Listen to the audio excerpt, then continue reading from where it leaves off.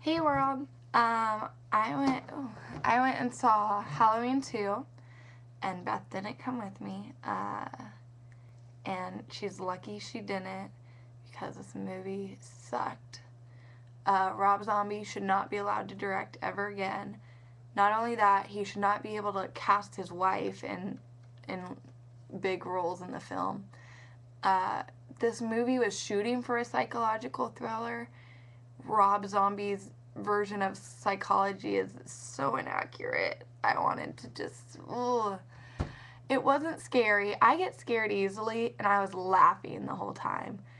It wasn't scary. There were disturbing parts, and like Michael Myers eating a dog, but oh my gosh, this movie was disastrous. And I'm telling you now, I'm wrecking it. It's not okay. They didn't even play it around the time Halloween comes out, so that you knew it was, not alright. Rob Zombie needs a new career choice. The acting was alright in there, but it wasn't going to hold the script down with the writing. And this all over, you just leave the theater like, why did that movie get made and it's not okay?